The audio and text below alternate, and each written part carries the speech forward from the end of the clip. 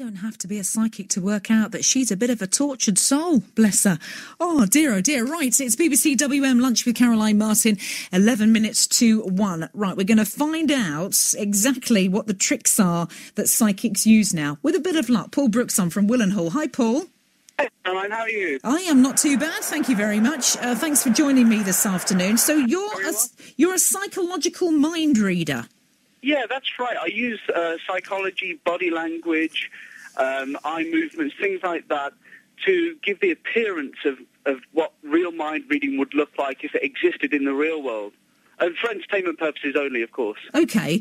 Well, tell me how these psychics work then, because apparently there are little tricks that they use to get information out of us. What would they be? First of all, I'd just like to make a distinction between I believe that there are two groups. There are people that are willingly deceitful, and people that genuinely just feel like they're intuitive, they can feel energies and things like that, and that they aren't using any deceptive trickery. But the other camp of psychics that are willingly deceitful share a common ancestry with what I do, if you will. The tricks are that they use generalities. They'll say things that either apply to a lot of people. They use statistics.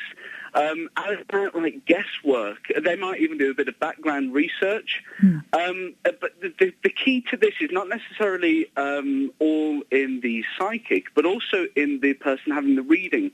Because as human beings, we have a really terrible memory function. And one of the key aspects that psychics will exploit is that we tend to remember what makes sense to us, what will hit, and we forget the stuff that misses.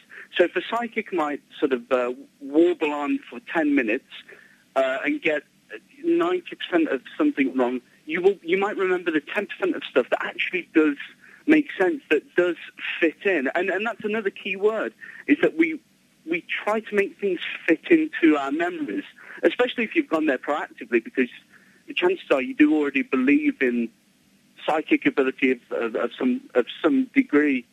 People sometimes go there, as we've already said, seeking answers, don't they? Yes. And maybe as well, if they're at a kind of a low point in life and they're looking for a bit of direction, they'll go and see if this direction is forthcoming from the psychic. And it is very true what you say, actually, very accurate, that if you go and have a reading, you can be sat there for 20 minutes, half an hour, and the only things that you talk about when you go out are the positive things and the things that you kind of almost want to happen. And sometimes you will bend what they've said to make it sound even more convincing than they made it, because it fits what you want it to be. We all know that we do this anyway. I know when you tell a story, and it's not just about men, we all exaggerate the number of things. We all sort of embellish stories, and the more that you tell it, the more the embellishment builds on the embellishment. So you end up having something a story that never actually happened in the real world, but you genuinely remember it that way. It's not that you're actively trying to make it that way. It just happened. It's something that we do as human beings. It's part of our innate psychology. And the other thing that I'd like to mention is that trading standards are actually cracking down on psychics, because trading standards now have powers to do with the service industry and failure to provide services. And they're actually targeting psychics and mediums to the degree that they're not providing the service for which they claim to provide, which is another interesting aspect. And a lot of psychics out there are now having to put, for entertainment purposes only, and things of the like onto posters.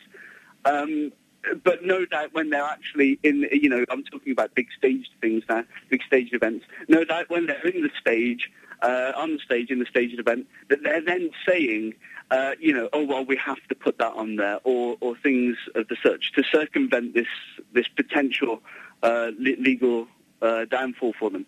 Well, listen, Paul, you're no psychic, as you've said, so you can't see what the future holds for me at Dudley Castle, then. What's going to occur there?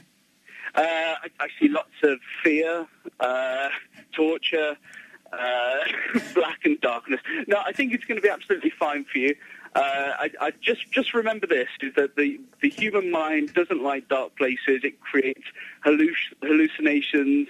It will make you fearful in every which way. Even if you don't think you're scared of the dark, you might feel like you've got a creepy crawler coming up your back and, crawling into your hair. But don't worry about that. Well, because it's actually a huge tarantula that they keep in the undercroft up there. Oh, shut up now. Leave it, all right? Because Caroline, you wanted to know the difference between psychics and mediums. Yeah. Now, the difference is that psychics pertain to see into the future, and a medium pertains to communicate with the dead. Right. Okay. Well, that has cleared that one up for me. So thank you very much for that. Listen, have a good afternoon, Paul.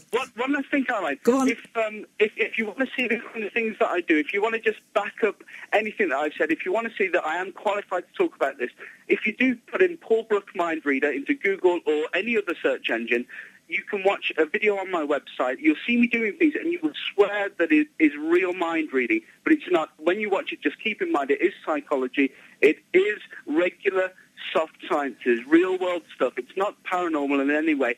And if I can do that, just think about what other people out there can do that are being a bit more unscrupulous, that want your money, and that they're going to try and take a bit from you in your moment of grief or whatever moment that you're in. Listen, Paul, thank you very much for that. I'm certainly going to go and watch that. We're going to put that on Facebook as well, so anybody else can too if they like. Thank you, Paul Brook from Willenhall. We're going to put that link on Lunch with Caroline Martin, okay? Lunch with Caroline Martin. So talk to me about psychics. Maybe one has come along and said something astounding about your life that changed the course of it, or maybe it was for a bad reason. They said something was going to happen and that you lived the rest of your time